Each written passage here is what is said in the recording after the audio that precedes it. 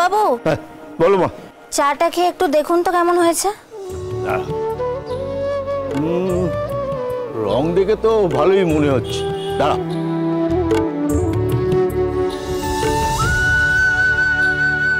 অপূর্ব, তোমার হাতে সত্যি জাদু আছে মা। এমন চা যদি কেউ করতে পারে তাহলে তার হাতের রান্না যে কিরকম হবে সেটা বেশ বুঝতেই পারছি। আসলে বাবা বলতেন খদ্দেরই হচ্ছে আমাদের ভগবান, তাই আমিও চেষ্টা করি যাতে ওনাদের খুশি রাখতে পারি। শোনো অনিরুদ্ধ, আমাকে ক্রিমিনাল বানিয়েছে ওই বানি।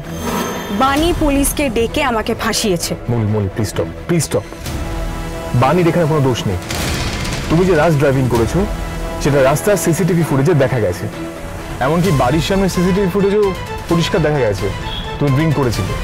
তুমি বাড়ি অব্দি আসতে পর্যন্ত পারছিলে না। তুমি এরপরেও ডিনাই করবে মৌলি? তুমি সেগুলোই দেখছে। শুধু শুধু বানিকে দোষ দিও না। অনিরুদ্ধ, আমি বেরিয়েছিলাম তোমার সঙ্গে কোয়ালিটি টাইম স্পেন্ড করব বলে, আর তুমি তখন থেকে বানিকে ডিপেন্ড করে চলেছো। তোমার বানির কথা বিশ্বাস হয় আর আমার কথা বিশ্বাস হয় না।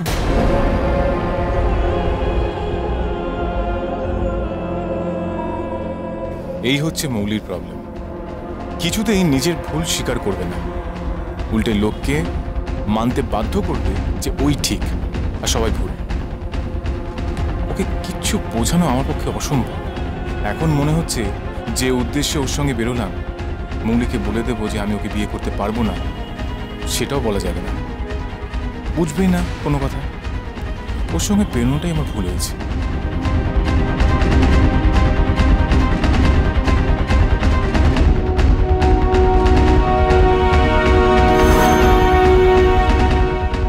কি হলো, হঠাৎ করে এখানে থামালে কেন? আমি তো বললাম ক্যাফেতে যাব। ক্যাফেতে গেলে এখন মৌলির সঙ্গে অনেকক্ষণ বসতে হবে, আর একই কথা বলে যাবে। আমার ভালো লাগছে না।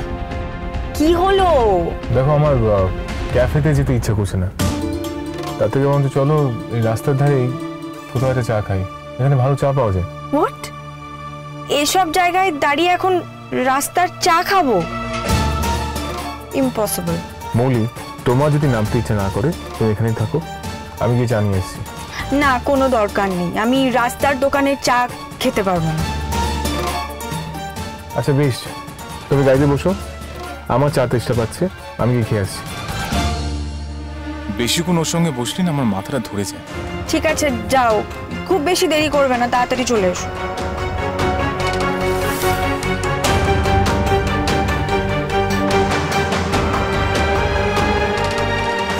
বলছি, চা আছে?